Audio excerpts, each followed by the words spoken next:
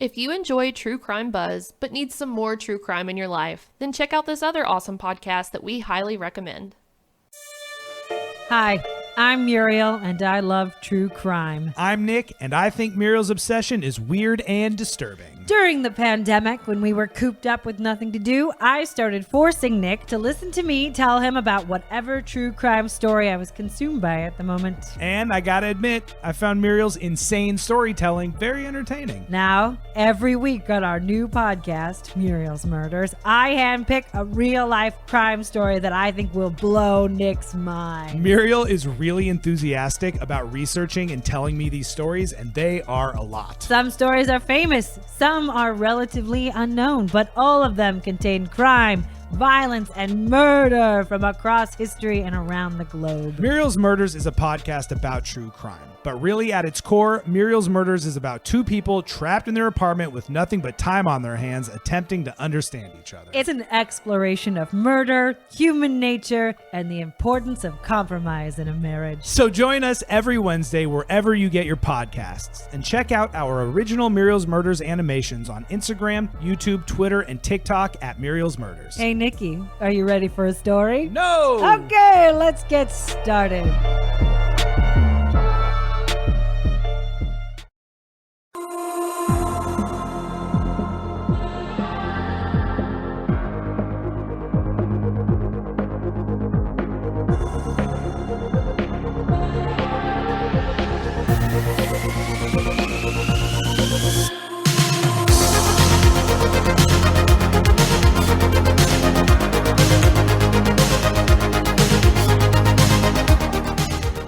Hi everybody, welcome back to True Crime Buzz. I'm your host Brittany, and with me today, as always, is Amber. Hello. So Amber, what are you drinking today? Drinking that Rex Goliath, boy. Yes. You see how the bottle's empty? Yes, I love me some Rex Goliath, but not as much as you. We all know. Cabernet Sauvignon. I don't know how you say it. I think that's how you say it. Sauvignon? Sure. The red Cabernet. That's probably how you say it if you're from Fairview. Sauvignon? Sauvignon, yeah. I'll never forget, I used to work at Cheddar's, and this guy, you know, we live in the South, and the accents can get real thick. He would order the tilapia, but he would order it tilapia. The tilapia? The tilapia. And so to this day, anytime I see the word tilapia on a menu, I just giggle to myself. Oh, I'm like, so tilapia? I'm so glad you shared that with me because I will literally pronounce it that way now. From now on, Yeah. It will be tilapia. Yes. Well, what are you drinking? I'm drinking, good old Diet Sam's Cola. All reliable. It's nice and cold. I'm just glad you have a drink for once. Yeah, well, lately you've not had a drink at all. I had it last episode. Oh yeah, you did, didn't you? But not for the couple before There was a that. couple where you didn't have any. That's true. So, did you have any personal true crime stories of the week? I actually don't. It's been a really good week. Work's been good. The weather's been amazing. So it's been a good week, but I was like, it should be a true crime. And I'm going to get hell for this by some people. What? All these Fast and the Furious movies, like, make it stop. Like, I love the Fast and the Furious franchise, but like, at what point? At what point? That's what I'm saying. Like, Paul Walker, God, R.I.P. It should have stopped. He made those movies. Should have stopped there. there. They should have stopped. Yep. Should have stopped there. I'm sorry. Vin Diesel, take several seats. Like, do you not have enough money to retire by now? Oh. And they get more and more elaborate. It's like, what kind of stunts can we unrealistically computer generate for this movie? Like, it's stupid. I love the original. Mm-hmm. The second one's okay, but everything after that is just... Well, they kept adding over more it. cast members, and I feel like the more they added, the more lost in translation it got. So Yes. I can understand. I thought you were going to say Bill Cosby, because that is a fucking true crime. Ooh, that's a real true crime, though. Like, I don't understand. I still don't understand. I don't know if you can explain it to me, but I've tried looking, and it has something to do with a deal that was made with a previous witness. Yes. Okay. So for one of the charges that he faced for one of the women that he drugged and raped, at first they didn't think that they would have enough, like with statute of limitations and no DNA evidence to convict him. So her lawyer suggested a civil lawsuit. And so when they went to court with that, Bill Cosby was under the impression that he would not face criminal charges, so he gave incriminating evidence against himself for the civil lawsuit so he could settle out of court. Okay. Then he ended up facing charges, and like he already gave incriminating evidence at the civil lawsuit. It is literally the stupidest technicality, and It is, because it's like, that's one victim out of how many that have come forward and have their own, oh, it is. And I don't like it. Well, and that's, that's why women don't report, though, because a lot of times these people don't do any time, or if they do, it's reduced time. I mean, they're never in jail for long. And of course, Bill Cosby is, rich and powerful, and he's out. So that is a true crime. I love all the, we said free Britney, not free Bill Cosby memes, though. Those are the best. I saw all those, and they're all great, and they're all true. Yes. Well, do you have any personal true crimes this week? No, I don't really have a true crime. It's been a very good week, but I do have a random incident that I'd like to share with our listeners. Okay. About that time today when I was Marco Poloing you, and all of a sudden there was a random chicken that just walked in my yard. It just walked in my yard. It was a beautiful chicken. It was like a black and white hen, It was very pretty. Looks like it could have been like in a painting, hanging on somebody's wall. And it really thought that it was my chicken, but my kids kept... And it was all alone. Yeah, it was all alone. It was confused. I don't know many people on our road, but I can promise you I've not seen any chickens. So this chicken just came out of nowhere. And my kids were like trying to pet it and love it because, their grandparents have chickens. They're used to chickens. Yeah, I love chickens. And it was like, no thanks, and kept going towards the road. So I was like having to chase my kids to the road to get them back from the chicken. I don't know whose chicken it was. I hope it made it home safely. I haven't seen it in hours now, so. Well, why did the chicken cross the road? To get to my house, bitch.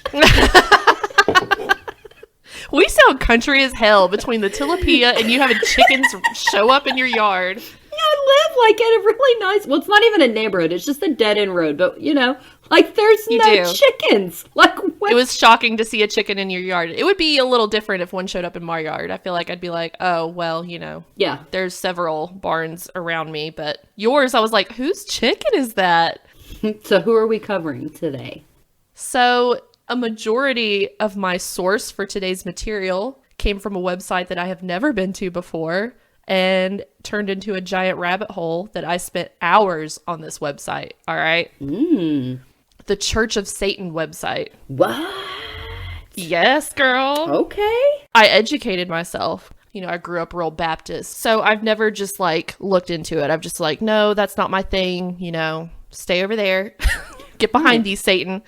But because of this story, I had to do some research, and there was a full article on their website about today's story. So I had to, and then it turned into a rabbit hole. Wow. I spent 3 hours on this website. I even showed it to Sam. I was like, look what I'm looking at. And he was like, are you feeling okay? That's my reaction in my head. Like, Amber?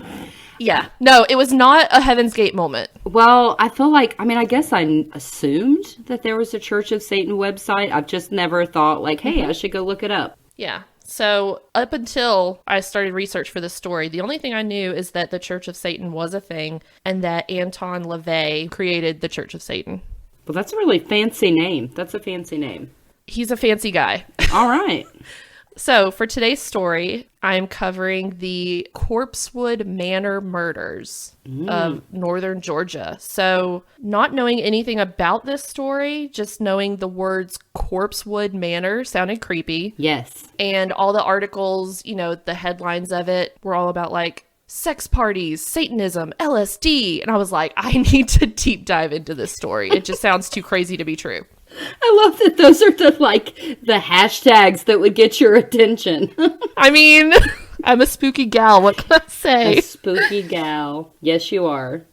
All right. So it is a murder, but I'm just going to start it with this news article that came out shortly after the murders, just to give you a sense of what we're getting into today. Okay. Hit me with it.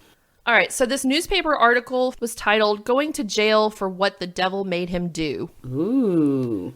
March 11th in Summerville, Georgia, a former mental patient was convicted Wednesday and sentenced to death for the slayings of 2 devil worshippers in a mountaintop castle called Corpsewood Manor. Ooh, and then you said this was in Georgia? Yes. Don't you just know that, like, being in the Bible Belt like we are, and like Georgia is, they were like, yes, mental patient, yes, way to kill those Satan worshipers, said Judy at the church. Right? Judy gets real into the story too, so. But yeah, so each man was shot repeatedly in the head. Gold and silver jewelry valued at $20,000 was taken from the castle, which was cluttered with human skulls, altars to Satan, and medieval weapons. Ooh. These two men were murdered. Were they two devil-worshipping party animals, or were they just two gay lovers just trying to live their best spooky life? Okay. Let me know what you decide by the end of the story. All right. This is the murder of Dr. Charles Lee Scudder and Joseph Odom. Charles Lee Scudder was born on October 6, 1926 in Wauwatosa, Wisconsin, to parents Charles Morrison Scudder and Eleanor Edith Lee, and were a very wealthy family. Growing up, Charles was described as extremely intelligent and loved learning about everything. He studied drama, art, and loved music, and was apparently a very talented harp player. Okay, yes. But ultimately, because he was a smarty pants, he chose science as his full-time career.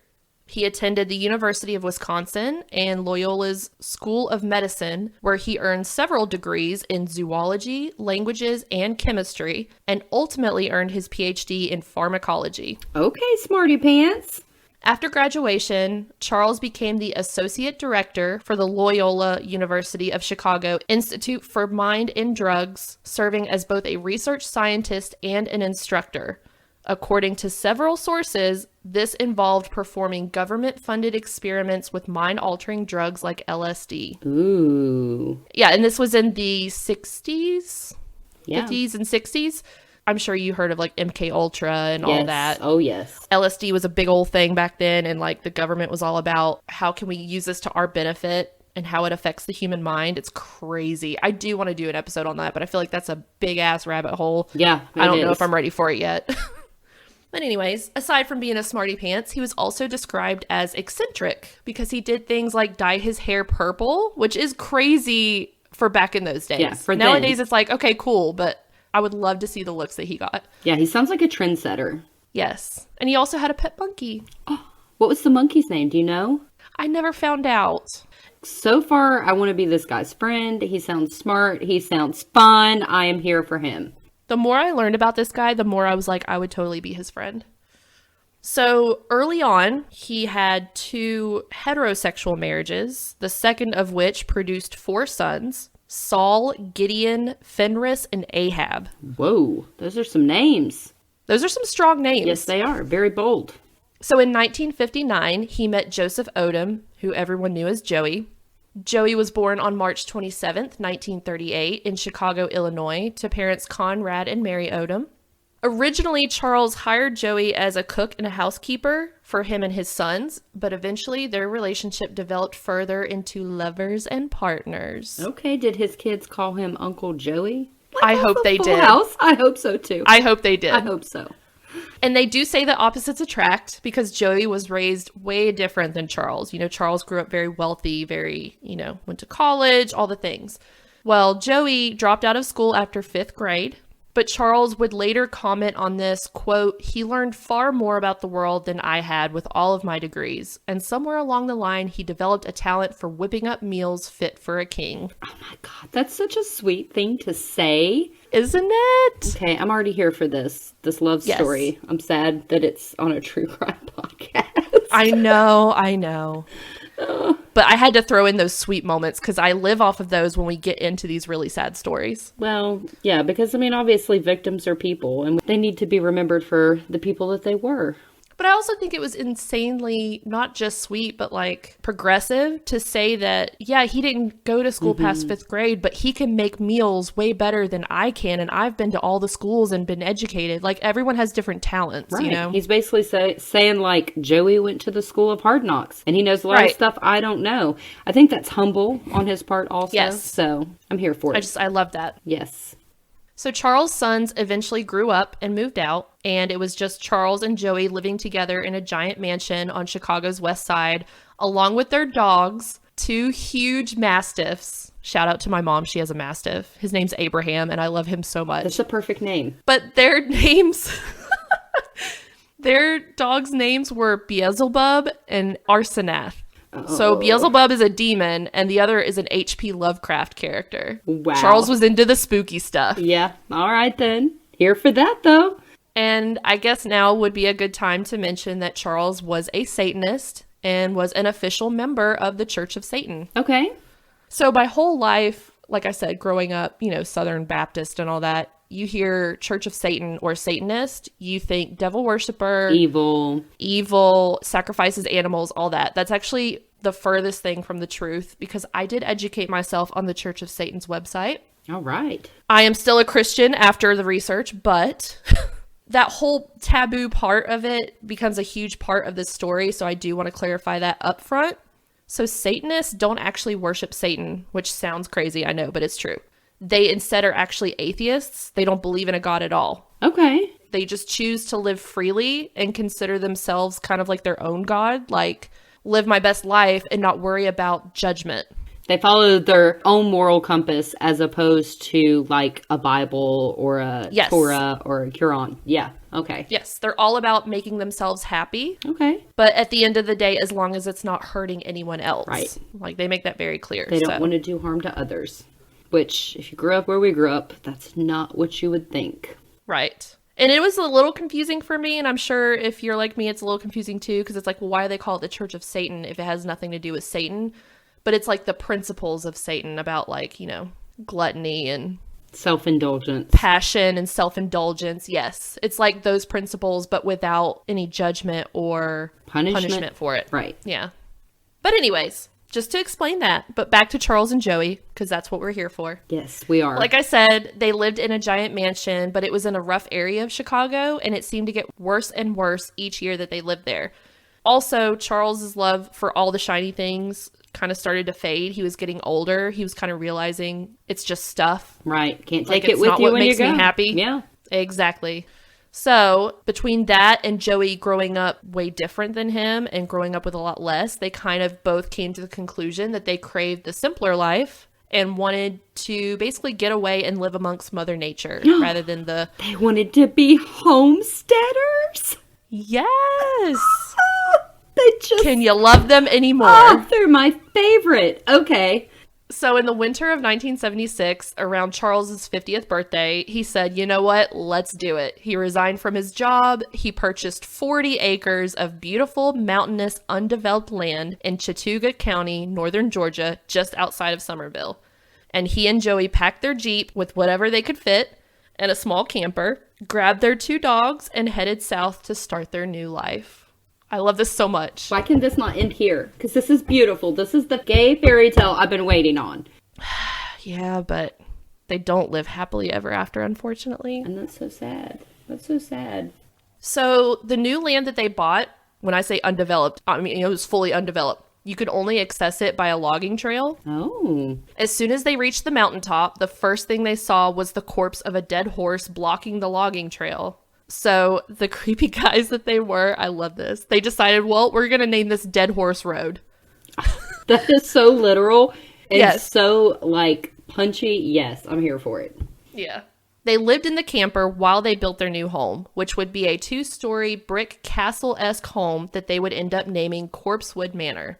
They named it Corpsewood Manor because when they arrived in the wintertime, all the trees are very bare. Yeah. And they said it was hauntingly beautiful, the autumn trees and the winter trees. And so they called it Corpsewood, like dead trees. Yes. Oh, I like that. Charles even said, quote, within 2 short years, we were living in an elegant mini castle. Oh. A total of 45,000 bricks were laid by hand during the construction of their house, and Joey dug and harvested gardens that they would use as their own source of food. They even had to dig their own well. There wasn't any electricity. They only used candles. They had a wood-burning stove. They literally lived off the land. Yes. I love that so much. I love that.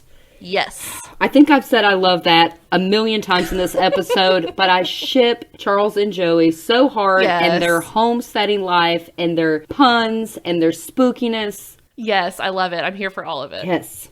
Charles was also an author, and in a book that he wrote about building the house, he said, quote, "At 10 a.m., we had tea in the gazebo. I designed a new chicken house that I plan to start building soon. Tonight, I may practice on my harp, or perhaps I'll just sit in the courtyard and listen to the tree frogs and the whippoorwills while bats fly and the clouds drift across the full moon. The world that's around me now is fresh, quiet, and very beautiful." Oh, what a picture he painted. Yes. They just sound so happy. They sound very do. peaceful. Like, I'm so happy for them. Yes. Charles was also a fan of the Addams Family because he was a spooky guy. Of course he was. So he decided to make his mini castle extra cute by nailing a sign to a tree along the road that said, "Beware of the thing," like they used to have on the gate. Yes, I love it. It's so cute. And they had a gargoyle statue at the front of their house. Okay, all right. Yeah. I see you guys doing the most, being the most. So along with the house, they also constructed several outbuildings, including a 3-story chicken house, like he mentioned earlier. They did build that. So the first floor of the chicken house was for poultry and food storage. The second floor was for canned goods, but the third floor was called the Pink Room and was known as their pleasure chamber. Hold up. The chicken's pleasure chamber or Charles and Joey's? No, it's not. Oh my God. I'll go into detail. But it's for them. It's not for the chickens. So it was painted entirely pink. This is why they called it that. Which apparently, I couldn't find the exact reason, but it was not their first choice of color. I don't know if like they were given the paint for free. It was like or cheap. if they found it. Yeah, but that's the color that it ended up being. And it was reportedly filled with only mattresses, candles, whips, chains, pornography, and a guest logbook detailing sex parties and the orgies that were had there. Okay, well, you know, that's wild, but to each their own. Like I said, they're out in the middle of nowhere doing their own thing. Yeah. So as long as they're not hurting everybody and they're consenting adults. Yes, consent. Do you?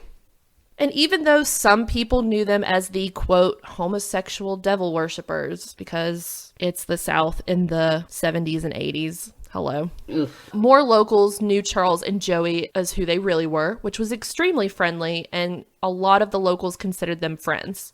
People would bring Charles fruit that he turned into his own homemade wine, and they even hosted a wedding in their rose garden where Charles played the harp during the ceremony. This is the most amazing couple.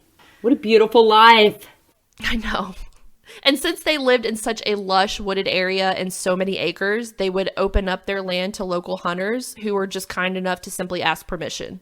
If you knocked on the door and said, "Hey man, can I hunt on your land?" they'd say, "Go for it." That's super, super nice. But that is unfortunately how they met a man named Avery Brock. Today's episode is brought to you by AZOTH. AZOTH is a Boston-based women-owned supplement company that makes premium quality supplements for women with the mission to help people reach their highest potential without the harmful side effects of over-the-counter medications. Their newest supplement, Boss Flow, is a PMS gummy that helps every woman be a boss no matter what day of the month it is. These little gummies are packed full with a delicious blast of strawberry flavor and powerful vitamins and nutrients to help soothe menstrual cramps, stop bloating, and balance out hormonal mood swings and acne symptoms that are often caused by periods. Trust us, we've heard these really work. Boss Flow is exclusively offering our listeners 10% off your next purchase by going to Amazon.com, searching for Boss Flow gummies, and using the code BOSSFLOW. That's code BOSSFLOW. to get 10% off your purchase at checkout. You need to have an Amazon or Amazon Prime account to get these delicious gummies. Order Boss Flow, supplements for boss women on the go.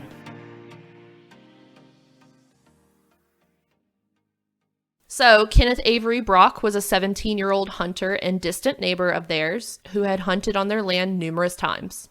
Seeing as how they owned all this land and this beautiful little castle and they partied all the time, Avery assumed that they were rich and saw criminal opportunity. Of course he did. So in the winter of 1982, Brock moved into a trailer home owned by 30-year-old Samuel Tony West and told his new roommate about the, quote, queer devil worshippers, is how he referred to them, and how they were millionaires and they were hoarding a fortune inside their little castle. So they came up with a plan together to rob the couple and start a new life with all the money. Oh my God. Like, why? Like, they're not bothering you. They're even letting you hunt on their land? Like, why?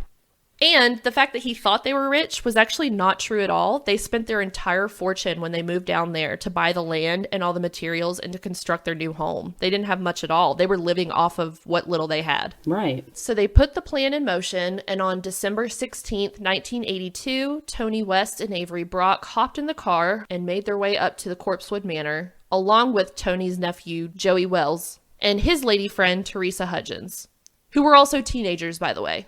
I didn't get exact ages, but it's just a little odd to me off the bat that a 17-year-old, his younger nephew, and his girlfriend, all teenagers, are going to rob somebody with a 30-year-old man. Yeah, like the 30-year-old man should have been like, no, you guys are kids. You don't need to be messing with people. But obviously he lacked maturity.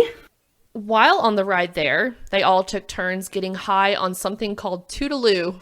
Have you ever heard of that? No. But there's a lot I haven't heard of, so I wasn't sure. No, I've never heard of that, but that's cute. It's not cute. It's anything but cute. That was a cute name, okay? Yeah. Apparently, it's a cheap way to get high by huffing paint thinner and glue poured onto a rag. That in no way sounds good. That sounds like a lot of chemicals that shouldn't go together. Yeah. But they call it Toodaloo, I guess, because when you do it, your brain goes Toodaloo. Toodaloo. It sounds very happy, but I bet it's not. I bet it's like the worst trip ever. And I don't condone it because you said chemicals. Yeah, oof.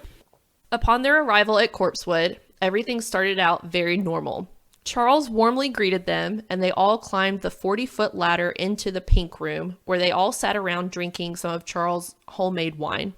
Because he did that a lot with other people. He would just have them over, and they would entertain their guests in that pink room rather than hanging out in their real house. Right. But after a while, Avery left the room, supposedly to get more Toodaloo.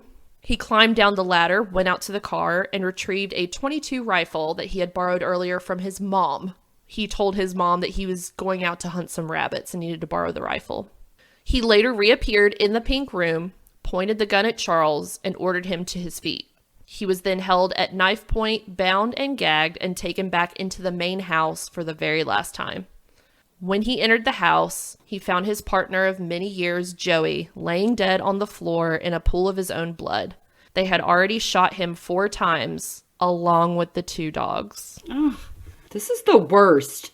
I'm sorry. I'm sorry, but if I had to go on this roller coaster, so did you. No, it's not you. And it's just like, why did you have to kill these sweet little gay people and their dogs? Right. Who aren't hurting anybody. They live out in the middle of nowhere. And they're friendly. And let this kid hunt here. Like, it just...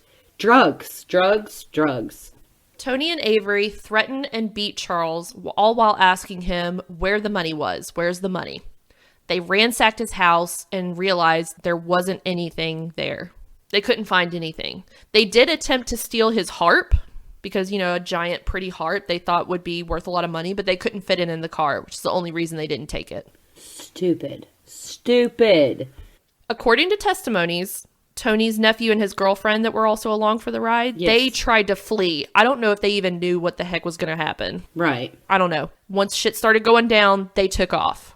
But the car that they brought along for the ride wouldn't start. Apparently it was a piece of shit. So they were forced to return to the house. So ultimately, Tony and Avery killed Charles, shooting him 5 times at point-blank range, and took whatever valuables they could find, and took off in Charles and Joey's Jeep, because their car, wouldn't start. So they were like, well, let's just steal the Jeep too. And why just not? Leave our car here for the police to find. Okay. Did a little too much toodaloo. Right. According to testimony, Charles' last words were, quote, "I asked for this," which a lot of people have some interesting theories about, because that's kind of odd for some last words. But I personally think I think he realized his niceness and like his openness to everyone just kind of got the better of him. That's exactly what I thought. That's immediately when you said that, I thought it was like, I was too friendly in this southern place, and I was too trusting. Took advantage. Yeah. Yes. Yeah. Or also, I'm thinking on it now too, and it could be like, since he saw Joey laying there dead, he's like sitting there just hoping he dies, asking to die. You know what I mean? Maybe. That's a good point. I didn't think of it like that.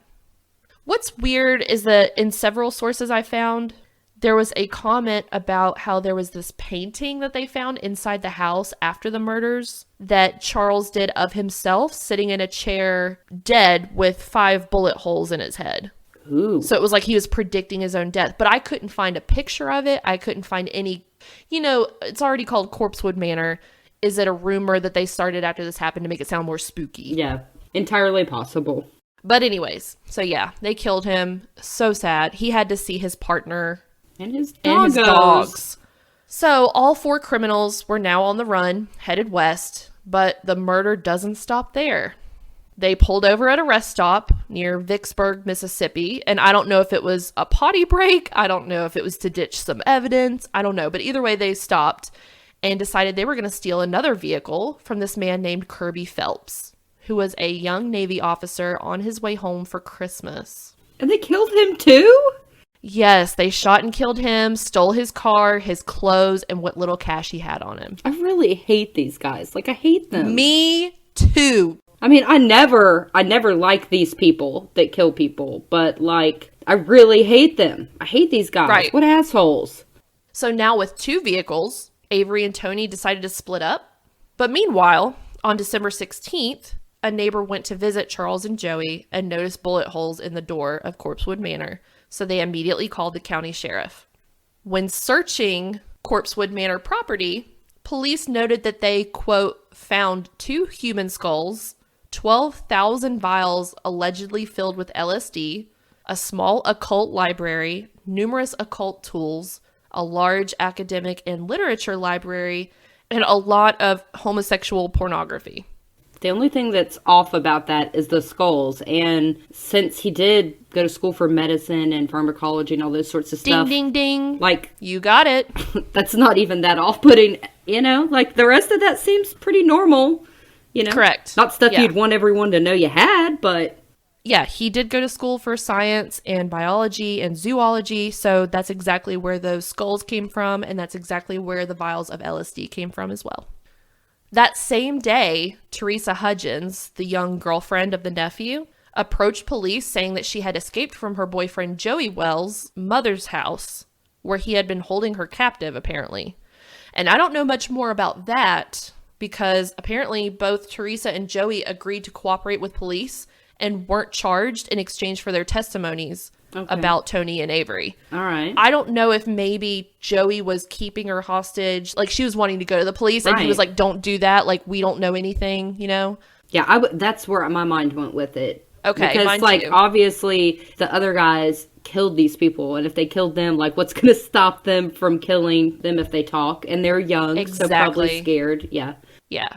So their testimony sparked a giant nationwide manhunt for Tony and Avery. But the manhunt didn't last long. Avery voluntarily surrendered to police in Georgia on December 20th, and Tony did the same several days after that in Chattanooga, Tennessee on December 25th. Okay. Christmas Day of all days. I find it really fitting that he was arrested on Christmas Day since they killed that guy from the Navy. If he didn't get to make it home for Christmas, I'm glad old boy the killer didn't either. I agree. I applaud that. I didn't make that connection because I was really tired by this point doing my research. I have been down so many rabbit holes. But very good point. And I love that. Yes. You're right. So during Tony and Avery's trials, yes, there were several, Charles was accused of spiking the homemade wine with LSD in order to try to have oral sex with them. That was one of their defenses. We killed him because he spiked our drinks. We didn't know what we were doing, and then they tried to have sex with us, and we didn't. You didn't know what that. you were doing. You were already high before you went there on old Spooky Correct. Lou. Toodaloo. Spooky. Spooky Lou. Okay, no, there is a cookie butter called Spooky Lou, and that's what I was thinking of. Oh, okay. But I could get behind some Spooky Lou. It's good. It's the best. I have some in my pantry, and I will get you some when I come to visit. Okay, sounds good. But that's the only word I could connect was Spooky Lou, not Toodaloo. But they were already high.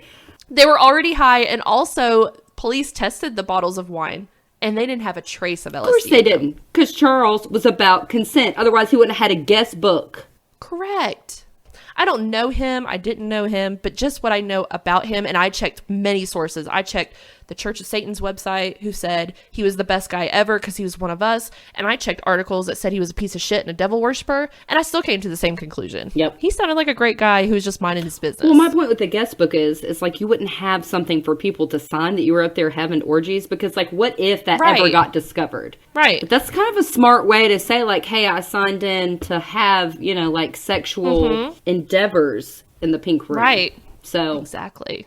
He was a very smart guy, so I don't put it past him. Also, all those LSD vials were old laboratory samples, and they had mostly dried, yellowed labels, so they were really old. And Charles told others that he had them because they were souvenirs of his when he was a research scientist. Right. That's it. He didn't put it in his wine. Yeah, no. So when that defense didn't work, the defense attorney even went as far as to say, quote, he had a motive because he was a homosexual, which just brings me back to the fucking Matthew Shepard case where we talked about that. Yep, gay panic defense. Like, how is that a defense? It's not. It's not. It's not. But apparently the jury ignored that defense, so good job, jury. And Tony himself already confessed to the GBI agent that he and Avery planned the murders and robbery a few days before the killings. Like, it was premeditated. So, like, you can't go into something like you're going to do it and then say, blame it on the alcohol, Jamie Foxx. Right, though. You can't do that. No. And he also told a GBI agent that he wanted to kill Charles because he had once engaged in oral sex with him against his will. So either way, the motive and the premeditation is there. So anything you say after, like, you had a plan, and that's all there is to it. It was premeditated. Get past it, move on, do your time. And the jury understood that as well, thank God. So on February 17th, 1983, both men were found guilty of armed robbery and 2 counts of murder. Yes. Avery received 3 consecutive life terms, while Tony was sentenced to death, but later overturned on appeal, changed to life sentences instead. And that's one thing of this story that I couldn't find out why. I don't know if it's because Avery was under 18, like he was treated like a minor instead of an adult. Probably so. Or maybe because it was all mainly Avery's idea and Tony was just kind of along for the ride. But either way, they both got life sentences at the end of the day. Avery Brock is currently serving his life sentences at Coffee Correctional Facility in Nichols, Georgia, while Tony West is serving his life sentences at Wilcox State Prison in Abbeville, Georgia. Both have been denied parole multiple times. Well, thank God for that. And fuck you, Avery and Tony. Fuck you guys. For real. We're going to die on that mountain. Yep. We have so many mountains we're going to die on. They're going to have to spread our ashes all over the place. It's going to just be a mountain range at this point. After everything was said and done, there was a small private funeral service held at Corpsewood Manor for both Dr. Charles Scudder and Joseph Odom. Joey's ashes were scattered in their rose garden by the house, and Charles' ashes were taken back to Wisconsin by his sister and buried in the family plot. I'm not here for that. They should have been done something with together. I know, but I mean, I get the sister. No, I get the sister wanting that, and that's fine. But take Joey too. They were a package deal. Agreed. As for Corpsewood Manor, only ruins remain. The chicken coop and the house were both set on fire by unknown arsonists literally a month after this all happened in 1983. Don't know why. I don't know if the village just got their torches and lynching ropes and went out to take care of the devil worshippers' castle. You know what I mean? Who knows? But it basically ruined most of what was left. So there were just brick walls and pillars left that people would visit, but those have also been knocked down over the years and are mostly grown over at this point. You can find the location online. I'm not going to disclose it. Many people go to visit. There's really not much left, but they go to take pictures and, you know, see, is it haunted? But just in case you do want to go exploring, it is private property, so you have to ask permission before visiting. Otherwise, there are pictures online, and we'll post them all to our social media. They need to set up a memorial. I agree, like a little rose garden with like some of the bricks and like... So we can like go pay our tributes. Yes. But anyways, that is the story of the Corpsewood Manor Murders, or the horrible murders of Dr. Charles Lee Scudder and Joseph Odom. So yeah, it's just 2 gay lovers just trying to live their best spooky life. Yep. It wasn't satanic rituals and sacrificing animals and LSD, drugging of a bunch of underage kids to have sex with them. No, it was none of that. But there is a book out The whole reason I found this case is because I went to Barnes & Noble how long ago? I had it in my hands, and I'm so mad at myself for not actually buying it. It's called The Corpsewood Manor Murders in North Georgia by Amy Petula, and it's highly rated. I think I'm going to have to go buy it, but I'm kicking myself for not buying it and doing more research on this. I mean, I researched it to death, but... If you buy it, I want to borrow it. Love our podcast? Then hit that subscribe button and leave us a review. We're also on Patreon. Head on over to patreon.com/truecrimebuzz and join today for access to all our exclusive content, including bonus episodes. You can also find us on Facebook, Instagram, and Twitter at TC Buzz Podcast. And check out our website at www.truecrimebuzz.com. Until next time, Cheers!